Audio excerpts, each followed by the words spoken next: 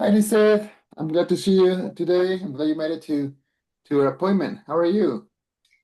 I'm okay. I had a rough week, but I'm okay. Oh I'm no. glad I'm here. I'm glad I made it. Okay, but yeah, I'm sorry to hear that. I mean, I do remember during our last conversation, you were feeling very stressful, right? Especially with the divorce and feeling anxious and exhausted, which I mean, it's common to feel this way in high intense experiences such as this one. And if I remember correctly, you also mentioned you're having a hard time falling asleep or waking up and then not able to fall back asleep. And also, I remember you also mentioned a lot of frustration with your kids, and that makes you feel bad because because you love them, right?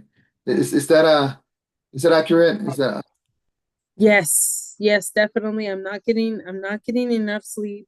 I'm just I feel just really anxious with the divorce and everything going on and feeling that way.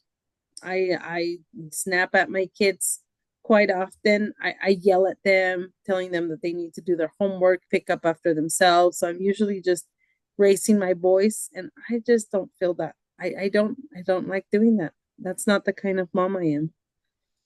I mean that makes a lot of sense. I mean, you're going through a lot, like I said, and you're juggling a lot emotionally. And it sounds like you want to find ways to feel calmer and more in control. And you mentioned that you want to be like that. You're not like that. So it sounds to me that you're going to feel calmer and more in control, and especially for yourself and your kids. And I was thinking since last time we met that maybe today would be a good time to sit down together and maybe work together on a few small realistic goals to help you feel better. What do you think? Yes, I think that would be great.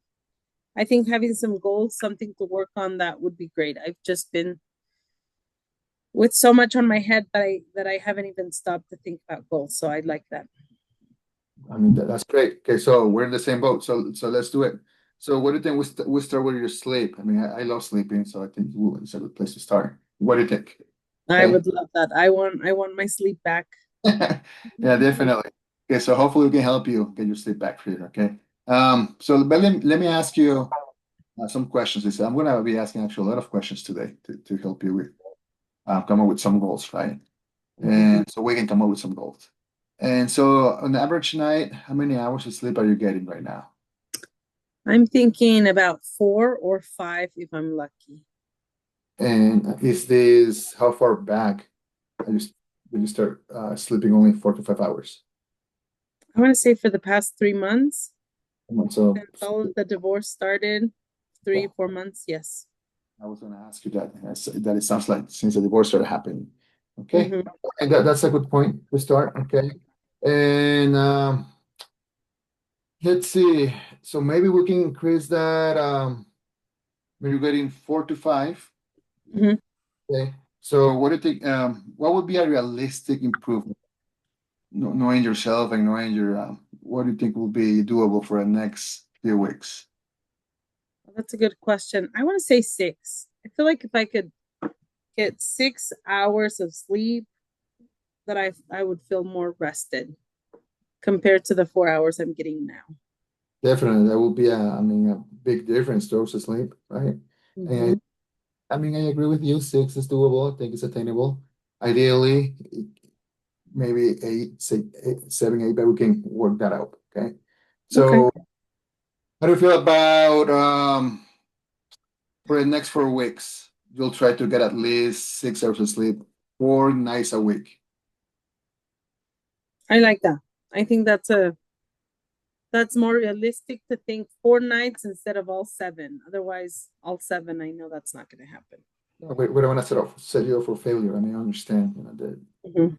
you have to work slowly and we want to make sure that you're successful with your goals. Okay. And what do you think about setting up a routine? What do you think would be a good routine for you before you go to bed?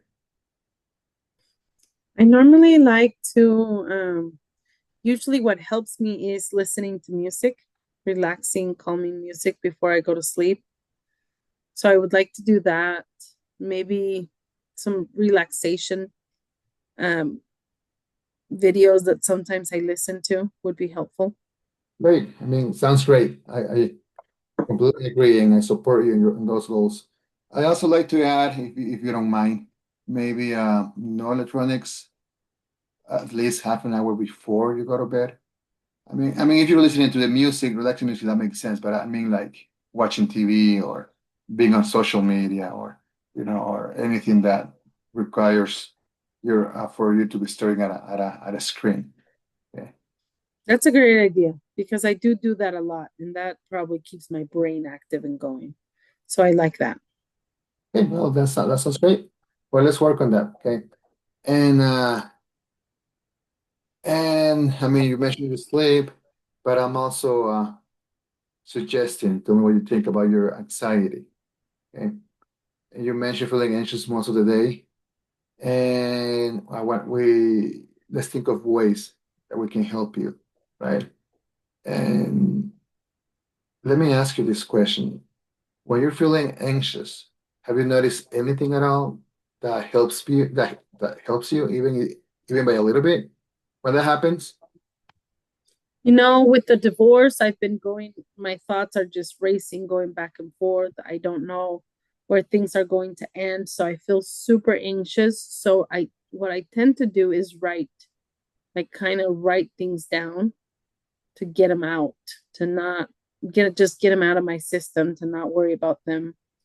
Um, all the unknowns. So I like to write things down. That Hmm. helps me a lot. Sometimes breathing can also help me. Just go on a walk and breathe. That helps me a lot. It's like great coping skills. I love that. In writing, it helps you with your thoughts. They're everywhere. It helps you to keep track of them, how you're feeling. Okay. And let's say if you do this about 3 times a week, 3 days out of the 7 that you can write down, that you can write your thoughts and practice some breathing techniques. I like that. I want to do that. Also, if Writing down, sorry, yeah, writing down is going to help me, and then just breathing. Thank you. That's a great idea. Mhm. and have you ever considered maybe keeping track of kind of like a scale, on a scale of 1 to 10? For instance, when you feel anxious, you can write down in your journal today or right now at this moment, I feel that my anxiety level is 10 out of 10, meaning really high. And Okay. then when you're done writing, when you're done doing your exercises, breathing exercises, you can write down, okay, so I took um, or I went for a walk, and while I was walking, I did breathing exercises, and I noticed my anxiety went from a 10 to a 4 per se when I was done. Yeah. That's a really good idea. I can just keep track of how I did when I started and how I am when I ended.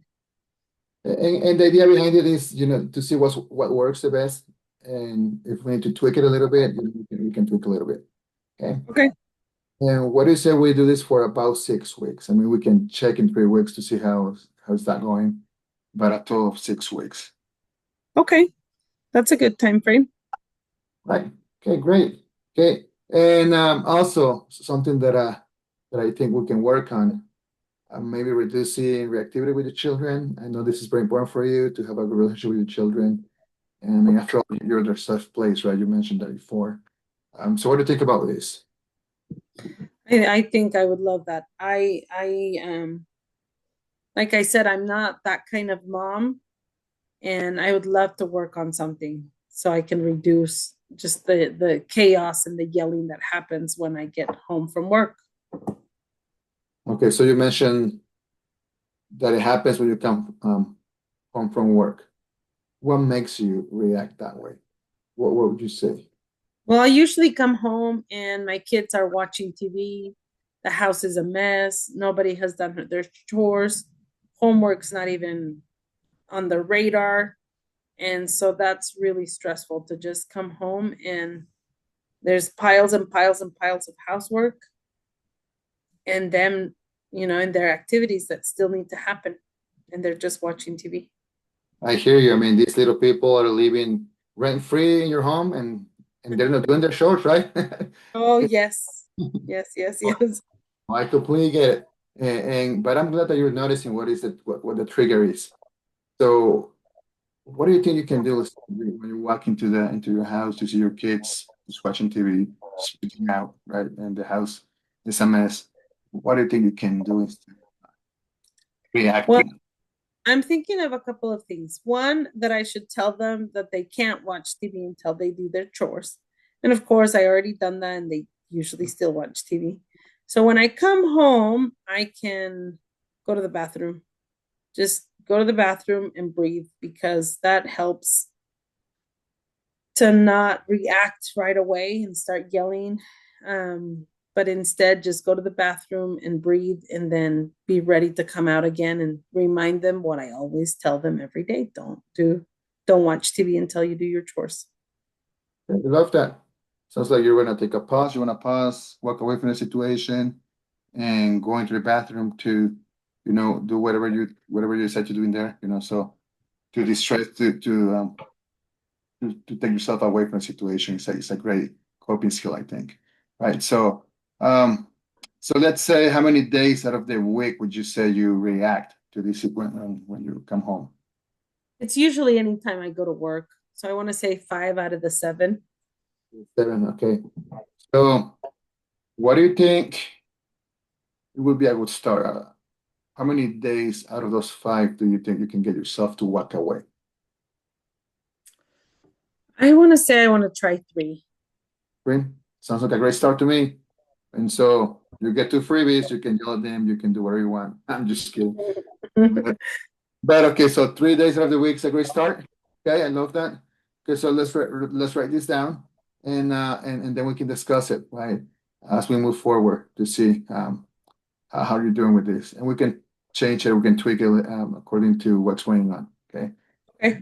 So we're running out of time, unfortunately, but I really appreciate you being so honest and being and working together to find these Thank goals you. to help you. Okay. Thank you. And just one last thing. I'm doing this for the next 6 weeks for all of them, right? Thank you for touching on that. Yeah, so yes. Yes, I know we talked about 6 weeks for the first goal, so I assume that I reminded you that it will be the time frame for all of them. Yes, thank you. Right. No, I was just trying to, as I'm writing things down, 6 weeks for all of them. Then we do a check-in, see how I'm doing, and then go on for the next three more weeks so we can do a total of 6 weeks. And I just want to make sure I'm keeping all my goals 6 weeks. check. Yes, Okay. and remember, these are flexible goals. Okay, we can adjust them as we go. And the most important part is that they fit you, right? They're Okay. for you. They're not for your kids, it's for you. And the idea is to get you closer to feel calmer and more connected with your kids and to I manage love your it. so we can change them as we That's right. I'm excited. Thank you so much. I love these goals. But thank you to say that, and hey, you got this, okay? Now you can do it. And Thank you then so much. see you next week. All right.